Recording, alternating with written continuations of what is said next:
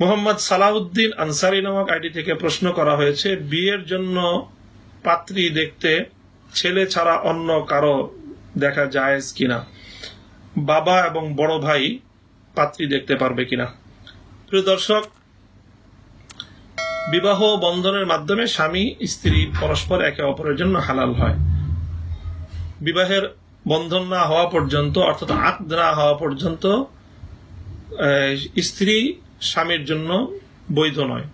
তবে হ্যাঁ, শরীয়তের মধ্যে শুধু স্ত্রীকে বিবাহের আগে দেখে নেওয়ার অনুমতি শরীয়তের মধ্যে দেওয়া হয়েছে, এবং সেই দেখে নেওয়ার অনুমতিটা কেবলমাত্রই যে পাত্র তাকে দেওয়া হয়েছে। পাত্রের অন্য কাউকেই এই পাত্রী দেখার, কনে দেখার সুযোগ এবং বৈধতা শরীয়ত দেয়নি। সুতরাং পাত্রের বাবা অথবা পাত্রের দাদা অথবা তার আপনজন অন্য কেউ এই পাত্রীকে বিবাহের আগে দেখার কোনো সুযোগ নেই। বড় ভাই, পাত্রের দুলাভাই সহ আমাদের দেশে আরো যারা যারা বিয়ের আগে পাত্রী দেখার যে প্রচলন রয়েছে, এগুলো সম্পূর্ণই কুফুরি সংস্কার, এগুলো বদ্দিনী সংস্কৃতি, এগুলো অবশ্যই আমাদেরকে পরিহার করে চলতে হবে। বিবাহের পর পাত্রী তো পাত্রের জন্য, কনে স্ত্রী তার স্বামীর জন্য বৈধ হবে, কিন্তু বিবাহের পরও এই স্ত্রীকে স্বামীর বড় ভাই বা ছোট ভাই, স্বামীর দুলাভাই, তাদের জন্য তো কখনোই তাকে দেখা বৈধ নয়। বিবাহের পরে স্বামীর বাবা, শ্বশুর তার সঙ্গে দেখা করতে পারবে, কিন্তু বিবাহের আগে পাত্রীকে শুধুমাত্র পাত্রের জন্যই দেখা বৈধ রয়েছে, এবং সেই পাত্রের জন্য দেখার বৈধতারও সীমারেখা রয়েছে। ফিকহে হানাফির ফতোয়া মতে শুধুমাত্র বিবাহেচ্ছুক পাত্র এই পাত্রীর মুখমণ্ডল, 2 হাতের কবজি পর্যন্ত এবং পায়ের টাকনু পর্যন্ত দেখার সুযোগ রয়েছে। এছাড়া শরীরের অন্যান্য অঙ্গ তার আবৃত থাকতে হবে।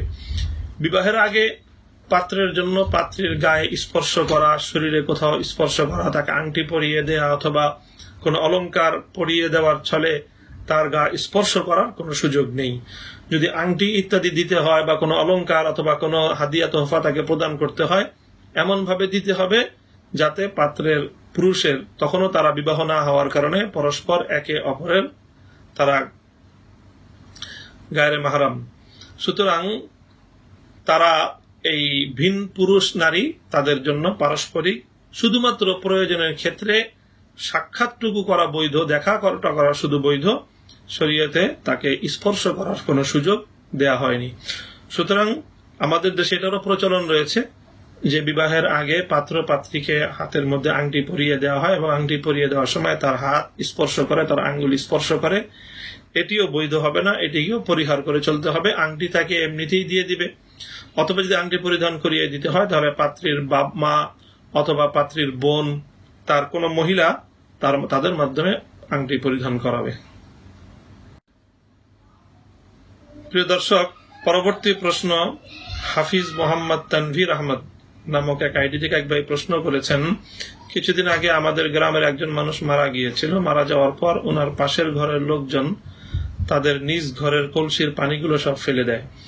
আমি জিজ্ঞেস করলাম যে নিজ ঘরের কলসির পানি কেন ফেলে দিলেন? তারা বলল, বাড়ির কোনো মানুষ মারা গেলে ঘরের কলসির পানি ফেলে দিতে হয়। ব্যাপারটা কি ঠিক? তো তানভীর আহমদ ভাইয়ের যে প্রশ্ন, এটা স্পষ্ট পরিষ্কার যে এটা একটা কুসংস্কার।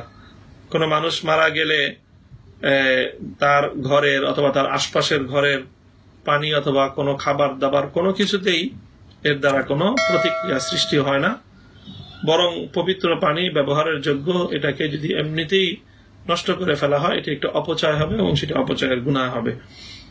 কাজেই যারা এমন ধরনের ধারণা রাখেন যে পানি ফেলে দিতে হয়, তারা একটি কুসংস্কার এবং জাহিলিয়াতের ধারণায় বিশ্বাস করেন। এই ধরনের কুসংস্কার এবং এই ধরনের জাহিলি বিশ্বাস পরিত্যাগ করা প্রত্যেক মুমিনের জন্য অবশ্য কর্তব্য।